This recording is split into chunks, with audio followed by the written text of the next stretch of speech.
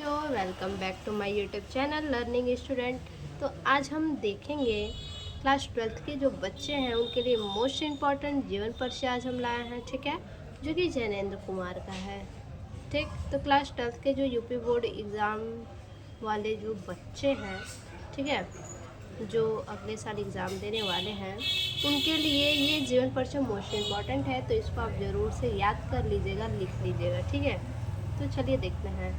सबसे पहले कि जीवन परिचय में हम सबसे पहले क्या लिखते हैं, संक्षिप्त परिचय लिखते हैं। और संक्षिप्त परिचय में क्या चीज़, जन्म, जन्म स्थान, माता पिता, पत्नी, शिक्षा दीक्षा और उनकी जो भी रचनाएं होती हैं और मृत्यु, ठीक है। इतना ही जो है कि संक्षिप्त परिचय में होता है। देखिए, जन्म 2 जनवरी सन 1905 ईस्वी को जो है कि जैनेंद्र कुमार का जन्म हुआ था, ठीक है। उसके बाद जन्म स्थान जो है अलीगढ़ उत्तर प्रदेश, ठीक है, उत्तर प्रदेश के अलीगढ़ में हुआ था। उनकी माता का नाम श्रीमती रमा देवी था और इनके जो पिता थे उनका नाम था श्री प्यारेलाल। इनकी पत्नी थी भगवती देवी और इनकी जो विधाएं हैं, जो इनकी रचनाएं हैं, वो है लेखक, उपन्यास और कहानी, ठीक है। इनकी मृत्यु जो है 24 दिसंबर 1988 ईस्वी को हुआ। अब इतना जो है कि हमारा संक्षिप्त परिचय हो गया। इसके बाद हम हेडिंग देंगे जीवन परिचय। और जीवन परिचय में आपको क्या लिखना है, यही चीज़ सेम लिखना है। जन्म, जन्म स्थान, माता पिता, शिक्षा दीक्षा, उनकी जो विधाएं हैं, उन्होंने कहाँ से शिक्षा प्राप्त किया, किस प्रकार शिक्षा प्राप्त किया, ठीक है, और जो है कि उनकी मृत्यु। इतना ही बस आपको लिखना है जीवन परिचय में। तो किस प्रकार से लिखेंगे, देखिए, जैनेंद्र कुमार का जन्म 2 जनवरी 1905 को उत्तर प्रदेश के अलीगढ़ जिले में कौड़ियागंज नामक गांव में हुआ था, ठीक है। देखिए बच्चा, जो मेन पॉइंट है उसको आप हाईलाइट करके रखिएगा, जैसे हमने ब्लैक पेन से क्या किया है, हाईलाइट किया है, ठीक है। कौड़ियागंज नामक गांव में हुआ था। इनके बचपन का नाम आनंदी लाल था, ठीक है। जैनेंद्र के बचपन का क्या नाम था, तो आनंदी लाल नाम था। इनकी आयु जब मात्र 2 वर्ष की थी, उसी दौरान इनके पिता, ठीक है, उसी दौरान उनके पिता का देहांत हो गया। जब जैनेंद्र कुमार केवल 2 वर्ष के थे, तभी क्या हुआ, इनके पिता का देहांत हो गया, ठीक है। इनके पिता का नाम श्री प्यारे लाल और माता का नाम श्रीमती रमा देवी था। जैनेंद्र के सर से पिता का साया उठने के बाद उनकी परवरिश उनकी माता और मामा ने की, ठीक है।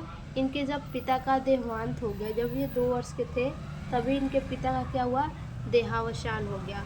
और तभी से इनका पालन पोषण देख रेख किसने किया, तो इनकी माता और इनके मामा ने किया, ठीक है। अपनी आरंभिक शिक्षा अतरौली से करने के बाद, ठीक है, आरंभिक शिक्षा अतरौली से करने के बाद इन्होंने मैट्रिक की परीक्षा पंजाब से प्राप्त की, ठीक है। इन्होंने आरंभिक शिक्षा कहाँ से की, अतरौली से की, और उसके बाद मैट्रिक की परीक्षा इन्होंने जो है कि पंजाब से पास किया। और आगे के अध्ययन के लिए और आगे पढ़ाई के लिए ये कहाँ चले गए, बनारस चले गए। किशोरावस्था में प्रवेश के दौरान जब उनकी आयु 15 से 16 वर्ष की थी, किशोरावस्था का मतलब किशोरावस्था में प्रवेश के दौरान, यानी जब किशोरावस्था में वो प्रवेश किए, जब उनकी उम्र जो है कि 15 से 16 वर्ष की थी, ठीक है, उस समय संपूर्ण भारत में राष्ट्रपिता महात्मा गांधी के नेतृत्व में वर्ष 1920 में असहयोग आंदोलन प्रारंभ हुआ, ठीक है। उस समय क्या था कि जब ये किशोरावस्था में थे, 15 से 16 वर्ष की जब इनकी आयु थी, तो उस वक्त राष्ट्रपति महात्मा गांधी के नेतृत्व में, ठीक है, महात्मा गांधी के नेतृत्व में 1920 में असहयोग आंदोलन का प्रारंभ हुआ, ठीक है। तो उसी असहयोग आंदोलन के दौरान क्या हुआ, इनका निधन 14 नवंबर 1988 को हुआ। ठीक है, अब देखिए इनकी जो साहित्यिक परिचय है उसको देख लेते हैं।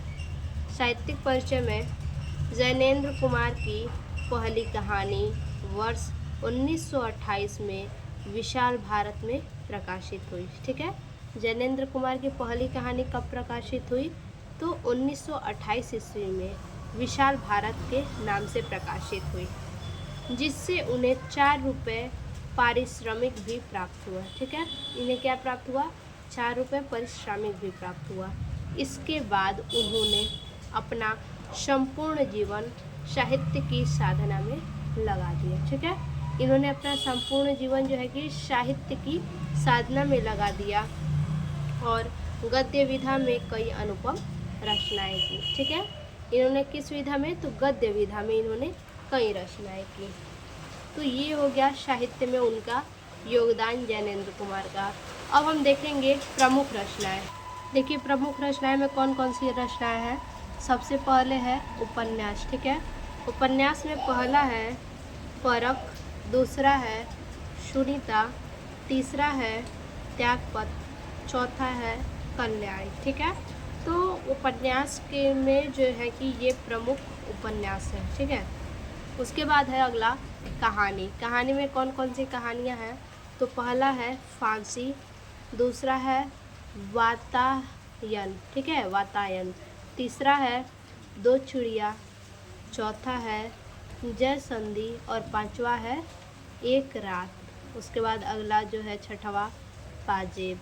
तो ये 6 कहानियाँ महत्वपूर्ण हैं। ठीक है, आगे देखिए निबंध में है जड़ की बात, दूसरा है पूर्वोदय, अगला सोच विचार और चौथा जो है प्रेम और परिवार। ठीक है, तो ये चारों निबंध हैं। उसके बाद अगला जो है वो है संपादन। संपादन में कौन कौन से संपादन है, पहला है साहित्य चयन, दूसरा है विचार वल्लरी। ठीक है, तो ये 2 संपादन है। उसके बाद अनुवाद जो है, कौन कौन से अनुवाद हैं देखिए, पहला अनुवाद है मंदालिनी। ठीक है, पहला अनुवाद है मंदालिनी और दूसरा है प्रेम में भगवान, तीसरा है पाप और प्रकाश। तो ये 3 जो है कि महत्वपूर्ण अनुवाद है। ठीक है, उसके बाद अगला है पुरस्कार एवं सम्मान, कौन कौन से इन्हें जो है कि पुरस्कार मिले, कौन कौन से। ठीक है, किस किस पुरस्कार से इन्हें सम्मानित किया गया, तो पहला जो है साहित्य अकादमी पुरस्कार से इन्हें सम्मानित किया गया, दूसरा है पद्म भूषण पुरस्कार। ठीक है, पद्म भूषण पुरस्कार से इन्हें सम्मानित किया गया, तीसरा है भारत भारती पुरस्कार। ठीक है, भारत भारती पुरस्कार से इन्हें सम्मानित किया गया। तो ये 3 पुरस्कार जो हैं कि महत्वपूर्ण है। ठीक है, यही 3 पुरस्कार इन्होंने प्राप्त किया। तो आज के लिए बस इतना ही। और सबसे इम्पोर्टेंट बात कि आप जब भी बैठिए कॉपी पेन लेकर बैठिए और साथ में लिखते रहिए इसको। ठीक है, इस जीवन परिचय को समझिए और साथ में लिखते रहिए। तो फिर से मिलते हैं ऐसे एक और नए वीडियो में, तब तक के लिए धन्यवाद।